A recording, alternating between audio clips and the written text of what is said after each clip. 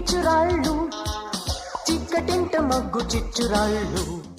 Hello friends, ఈరోజు మనం American crime drama television series the Sopranos గురించి విశ్లేషించుకుందాం. ఇది ఒక Italian mafia don Tony Soprano చుట్టూ తిరిగే ఒక కథ. సాధారణంగా any mafia based movies or web సిరీస్లలో గ్రూపుల మధ్య జరిగే గొడవలు, వారి మధ్య కాన్ఫ్లిక్ట్స్ చుట్టూ స్టోరీ రివాల్వ్ అవుతూ ఉంటాయి.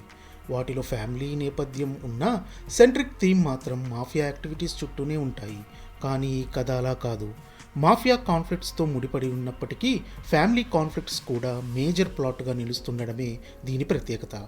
న్యూజెర్సీని కంట్రోల్ చేసే ఒక ఇటాలియన్ మాఫియా డాన్ తన కుటుంబ సభ్యులతో మరియు డెన్ సభ్యులతో ఎదురయ్యే సమస్యలతో మానసికంగా సతమతమవుతూ ఒక సైకియాట్రిస్ట్ని కన్సల్ట్ అవుతూ తన బాధల్ని వ్యక్తపరుస్తూ ఉండడమే ఈ కథ మెయిన్ థీమ్.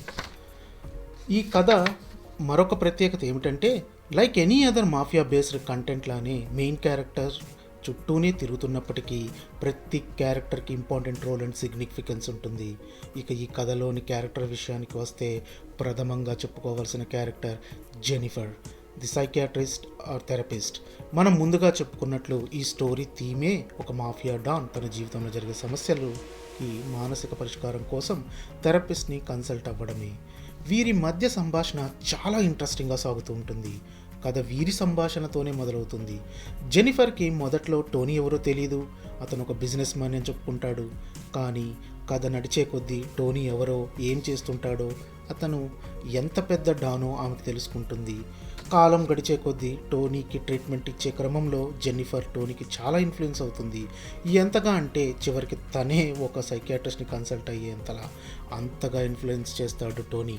ఇక నెక్స్ట్ క్యారెక్టర్ గురించి చెప్పుకోవాలంటే టోనీ సొప్రానో వైఫ్ కార్మెలా. టోనీ సిటీ అంతటికీ డాన్ అయితే ఈమె ఇంట్లో డాన్. మొత్తం ఫ్యామిలీని తానే గైడ్ చేస్తుంది. వీరికి ఒక కుమార్తె అండ్ కుమారుడు ఉంటారు. వీరి గురించి తర్వాత మాట్లాడుకుందాం. కార్మెలా వారి లేడీ కమ్యూనిటీలో ఒక చిన్నపాటి డాన్.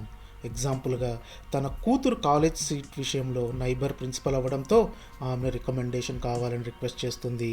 ఆమె నో చెప్పడంతో ఒక చిన్నపాటి ధమ్కి ఇచ్చి మరీ కన్విన్స్ చేయించుకుంటుంది. టోనీ అవుట్ సైడ్ అఫైర్స్ చాలానే నడుపుతుంటాడు. ఒక టైంలో కార్మెలాకి టోనీ అఫైర్స్ గురించి తెలుస్తుంది. గొడవ కూడా అవుతుంది. కొంతకాలం విడిపోతారు, మళ్ళీ కలుసుకుంటారు.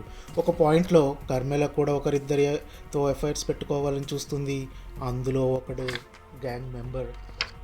కానీ వాళ్ళు టోనీ మాఫియా డాన్ అవ్వడంతో భయపడి దూరంగా ఉంటారు. అలా కార్మెలా క్యారెక్టర్ భర్తతో పిల్లలతో విభేదాలతో సాగుతూ ఉంటుంది.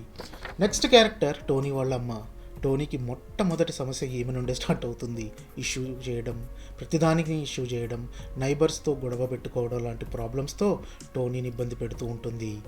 Next character uncle June, Corrado Junior Soprano, టోనీకి స్వయాన బాబాయ్. టోనీ వాళ్ళ నాన్నకి తమ్ముడు. తను సపరేట్ గ్యాంగ్కి హెడ్. వయసు రీత్యా గ్యాంగ్ని సరిగ్గా మెయింటైన్ చేయలేక, టోనీ ఓవర్టేక్ చేస్తూ ఉంటే ఓర్వలేక టోనీ మీద ఒక రకమైన గ్రడ్జ్ పెంచుకుంటూ టోనీ మీదే తన శత్రువులతో కలిసి కుట్రలు పన్నుతూ ఉంటాడు. కోర్స్ అవి ఫెయిల్ అవుతూ ఉంటాయి అనుకోండి. Next Tony kids. Tony and కార్మెలాకి ఇద్దరు పిల్లలు, ఒక అమ్మాయి ఒక అబ్బాయి. తన కుమారుని తనలా గ్యాంగ్స్టర్లా కాకుండా ఒక మంచి ప్రొఫెషనల్ బిజినెస్ని రన్ చేయాలని కోరుకుంటాడు.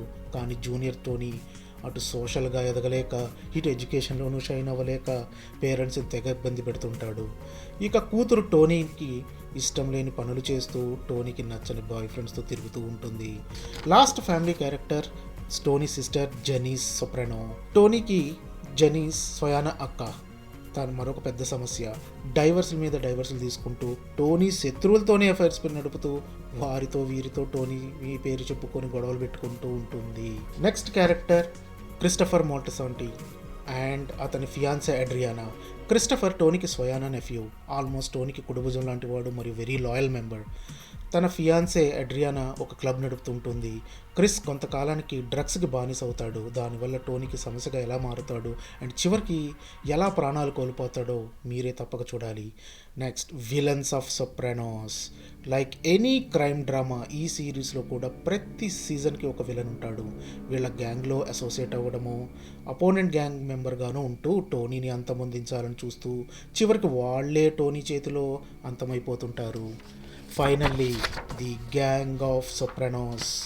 ఈ సిరీస్ మొత్తానికి అస్సలు సిసలైన డ్రామా పండించేది మాత్రం గ్యాంగ్ మెంబర్స్ ఆర్ ఫ్రెండ్స్. ఒక్కో మెంబర్ ఒక్కో రకం. ఎప్పుడెప్పుడు టోనీని దిగిపోతాడా, మనం రీప్లేస్ చేద్దాం అనుకునే వాళ్ళు కొందరైతే, టోనీతో లాయల్గా ఉండేవాళ్ళు మరికొందరు. వీరంతా కొన్ని జనరేషన్స్ నుండి మైగ్రెంట్ ఇటాలియన్ ఫ్యామిలీస్గా అన్నదమ్ములుగా పెరిగినవారు. మీకు made man, wise guy, good fella లాంటి అమెరికన్ అండ్ సిసాలియన్ మాఫియా గురించి తెలిసి ఉంటే మీకు ఇంకా బాగా అర్థమవుతుంది. వీరు పైకి నడిపే business meet store, gentlemen's club, garbage business. వీరు ఎంత సరదాగా ఉంటారో, when it comes to mafia business secrecy అంత డేంజరస్గా ఉంటారు. ఎంతగా అంటే ఎవరైనా పోలీసులకి ఇన్ఫార్మర్స్గా ఉన్నారని తెలిస్తే సొంత మెంబర్స్ని కూడా నిర్దాక్షిణంగా చంపేస్తారు. ఉదాహరణకు ఎడ్రియానాని పోలీసులు ట్రాప్ చేసి ఆమెను వాళ్ళ స్పైగా యూజ్ చేసుకొని టోనీ మాఫియా బిజినెస్ ఇన్ఫోని క్రాక్ చేయాలని చూస్తారు. క్రిస్టఫర్కి విషయం తెలిసి టోనీకి ఇన్ఫార్మ్ చేయగా ఎడ్రియానిని కూడా ఫినిష్ చేస్తారు. వారి మాఫియా సామ్రాజ్యంలోకి వేలు పెడితే తన మన అనే భేదం ఉండదు. ఫైనల్ కంక్లూజన్ పాయింట్ ఏంటంటే, ఫైనల్గా ఇది అన్ని రకాల ఎమోషన్ పండించే ఒక అద్భుతమైన సిరీస్. కొన్ని ఎపిసోడ్స్ చూడగానే మీరు దీనికి అడిక్ట్ అవ్వడం ఖాయం.